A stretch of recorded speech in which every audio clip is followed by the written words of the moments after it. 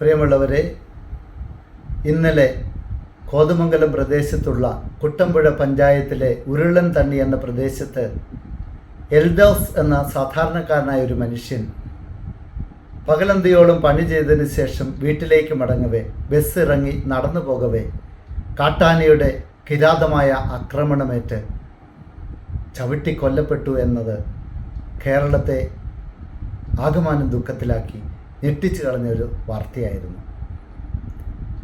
കാലങ്ങളായി കത്തോലിക്ക കോൺഗ്രസ് കേരള സർക്കാരിനോടും വനം വകുപ്പിനോടും ആവർത്തിച്ച് ആവശ്യപ്പെട്ടൊരു കാര്യമാണ് ഇന്നാട്ടിലെ ജനങ്ങൾക്ക് സമാധാനത്തോടെ സ്വൈര്യത്തോടെ ജീവിക്കുവാൻ വനം വന്യവകുപ്പ് അടിയന്തര നടപടികൾ സ്വീകരിച്ച് വന്യജീവി ആക്രമണത്തിന് അറുതി വരുത്തണമെന്നുള്ളത്. എന്നാൽ സാധാരണക്കാരുടെ ഈ ആവശ്യം ഞങ്ങൾ എത്ര തവണ ഉയർത്തിയിട്ടും അതൊക്കെ വനരോധനമായി അവശേഷിച്ചതേ ഉള്ളൂ എന്ന് തുടർക്കഥയാകുന്ന ഈ വന്യജീവി ആക്രമണങ്ങൾ തെളിയിക്കുകയാണ്. ബഹുമാനപ്പെട്ട വനം വകുപ്പ് മന്ത്രി ഒരു വനത്തിൽ കയറി വന്യജീവിയെ ആക്രമിച്ച ഒരു സഹോദരനല്ല ഇവിടെ കൊല്ലപ്പെട്ടിരിക്കുന്നത്. പകലന്തിയോളം അന്നു വേണ്ടുന്ന അപ്പത്തിന് വേണ്ടി നെറ്റിയിലെ വിയർപ്പൊഴുക്കി പണിയെടുത്ത് വൈകുന്നേരം വീട്ടിലേക്ക് നടന്നുപോയ മനുഷ്യനെ ജനവാസ കേന്ദ്രത്തിൽ വെച്ചാണ് ഈ കാട്ടുമൃഗം ആക്രമിച്ച് കൊലപ്പെടുത്തിയത്. എന്തുകൊണ്ടാണ് ഇത്തരം സംഭവങ്ങൾ ഇവിടെ ആവർത്തിക്കുന്നത്?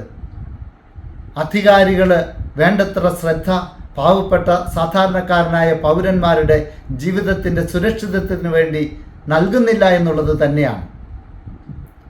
നിങ്ങളൊക്കെ എന്ത് ഭരണമാണ് നടത്തുന്നത്?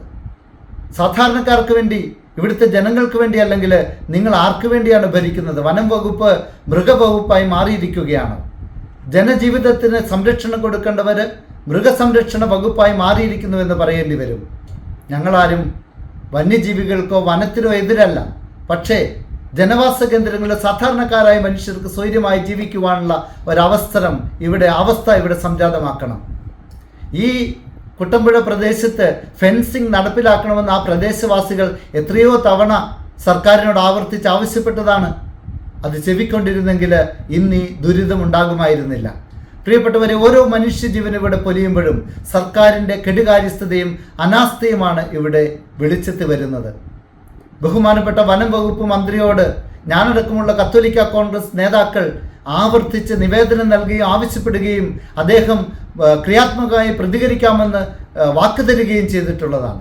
പക്ഷേ ഈ വാക്കുകളൊക്കെ നിഷ്പ്രദമായി പോയിരിക്കുന്നു എന്ന് വേണം കരുതാൻ.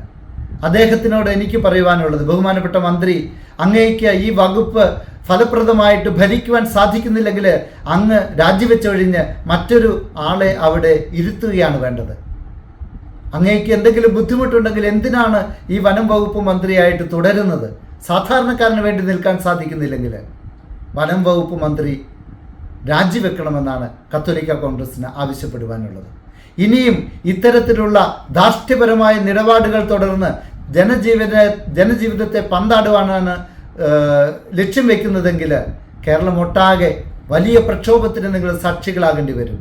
കത്തോലിക്ക കോൺഗ്രസിന് സംസ്ഥാന വ്യാപകമായിട്ട് ഇന്ന് ഈ പ്രശ്നം അവതരിപ്പിക്കുവാനും ജനത്തെ ബോധവൽക്കരിക്കുവാനും സർക്കാരിനെതിരെ കൃത്യമായി പ്രക്ഷോഭങ്ങൾ സംഘടിപ്പിക്കുവാനും സാധിക്കുമെന്ന് ഞങ്ങൾ മുന്നറിയിപ്പ് നൽകുകയാണ്.